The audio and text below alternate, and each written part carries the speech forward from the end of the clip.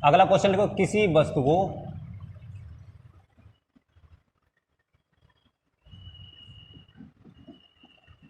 ₹651 में बेचने पर 7% की हानि होती है।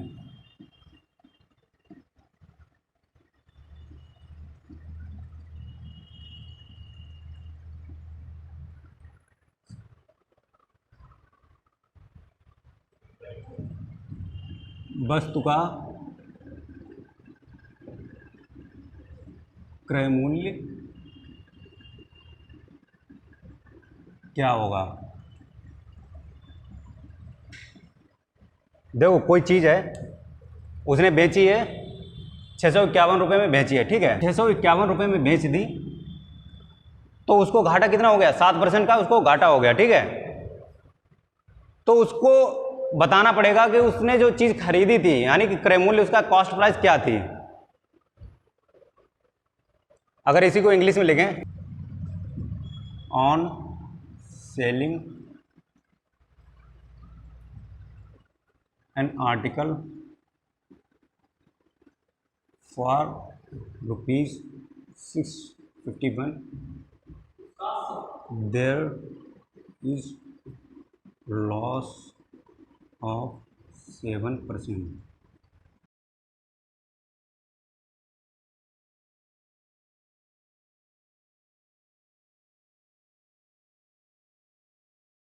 हमको निकालना, उसकी कॉस्ट प्राइस निकालनी है, ठीक है। हमने कहा दो चीज़ें होती हैं, एक कॉस्ट प्राइस होती है, एक सेलिंग प्राइस होती है, ठीक है।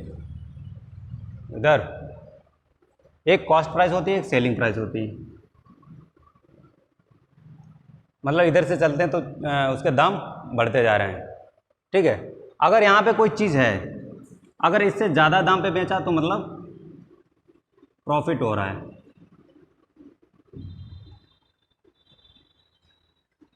अगर इससे कम दाम पे वही चीज़ बेची तो यानी कि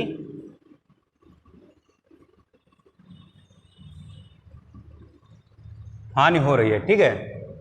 हमने कहा कॉस्ट प्राइस है, कॉस्ट प्राइस से कम पर अगर कोई बेच रहा है तो मतलब उसको हानि हो रही है, यानी कि लॉस हो रहा है, ठीक है। अगर कॉस्ट प्राइस से ज़्यादा पे बेच रहे उसको लाभ हो रहा है। हमने कहा उसने यहाँ पे क्या है, यहाँ पे सेलिंग प्राइस इधर होगा या इधर होगा? देखो, उसने यहाँ पे हानि हो रही तो उसकी सेलिंग प्राइस यहाँ पे है ₹691, ठीक है। तो हमसे कॉस्ट प्राइस पूछी गई है, अब उसने बता दिया कि यहाँ पे जो हानि हुई है वो 7% की हानि हुई है, ठीक है। नहीं समझे? समझ गए? अगर जब हमको कोई चीज़ नहीं पता होती है तो हम क्या मान लेते हैं? एक्स मान लेते हैं, ठीक है। माना CP बराबर ₹X है, ठीक है। कास्ट प्राइस उसकी, यानी उसका जो क्रय मूल्य है वो कितना है? ₹X है, ठीक है। अगर X, अब तुमको पता है हानि बराबर, हानि प्रतिशत बराबर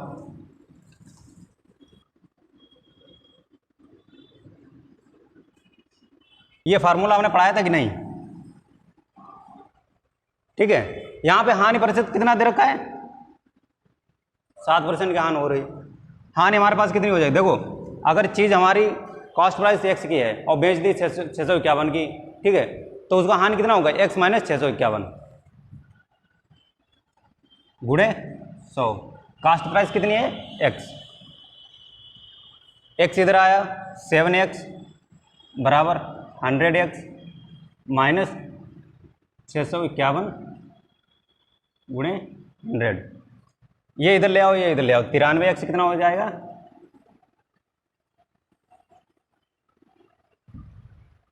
651 गुणे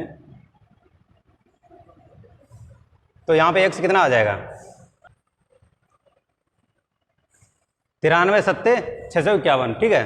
देखो 7 या 21, 7 में 63 2 65, तो यहाँ पे x बराबर कितना आ रहा है, x बराबर कितना आ रहा है, ठीक है। ये उसकी कॉस्ट प्राइस आ गई। देखो कास्ट प्राइस तो हमारी दे रखी होती है, ठीक है, या तो पूछा गया होता हमको, अगर उसके सेलिंग प्राइस अगर उसके ऊपर जा रहा है तो हमको लाभ हो रहा है, उसके अगर नीचे जा रहा है तो हमको हानि हो रही है, ठीक है, समझ गए। लाभ हानि हमेशा पैसों के मामले में नहीं होता है, ठीक है, वो टाइम के फ्रेम में भी हो सकता है, किसी भी उसमें हो सकता है, ठीक है। अब जैसे हमने कहा इसका बेसिक मेथड बता दिया, अब हम हर बार इतना लंबा थोड़ी खींचेंगे, अगर इतना ही लंबा खींचना होता तो हम क्लास में क्यों आते हैं, ठीक है। अब देखो हमने इसमें दे रखा था हमेशा जो हमारी कॉस्ट प्राइस होती है उसको हम 100% मान के चलते। अगर कोई चीज़ किसी दाम पर बेच रहा है तो वो उसका विक्रय मूल्य होता है, ठीक है। हम हमेशा जो सेलिंग प्राइस होता है, जो उसका कास्ट प्राइस होता है, जिस चीज़ में वो खरीदता है उसको क्या मानते हैं 100%। सीपी को मान के चलते हैं 100%। अब यहां से थोड़ा भी ऊपर नीचे होगा हमको पता चल जाएगा लाभ हो रहा हानि हो रहा। 100% से अगर ऊपर जा रहा है तो हमको क्या हो रहा है, लाभ हो रहा है, ठीक है। 100% से अगर थोड़ा भी नीचे जा रहा है तो हमको हानि हो रही है, ठीक है। अब इसने कहा कि 7% की हानि हो रही है, 7% की हानि हो रही है, तो मतलब उसके 100% से 7% कम कर दो तो बचा कितना 93%। तो यानी कि जो सेलिंग प्राइस है वो कितनी बची 93% की वैल्यू होगी ना, नहीं समझे। सेलिंग प्राइस 93%, ये हमको कितनी दे रखी है 651। अब इधर बस हो गया क्वेश्चन, 93% की वैल्यू 651 है तो 100% की वैल्यू कितनी होगी, क्योंकि हमसे क्या पूछा गया है कास्ट प्राइस पूछा गया, हमको 100% निकालना है।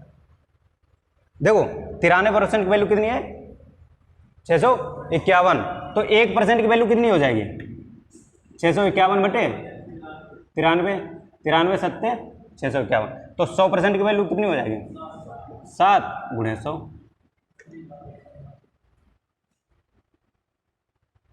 ये हमारा 100% क्या है, हमारी कॉस्ट प्राइस है, ठीक है।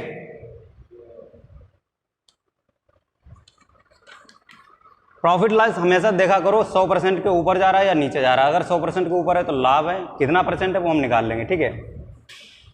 क्यों हम इसको सीपी को 100% क्यों मान के चलते हैं, क्योंकि हमको परसेंट निकालना होता है, और जब हमने 100% मान के ही चले हैं तो हमको ज़्यादा पापड़ नहीं बेलने होते हैं, हमको सीधा सीधा आंसर आ जाता है, ठीक है। जो लाभ हानि हो रही है वो 100 के ऊपर ही हो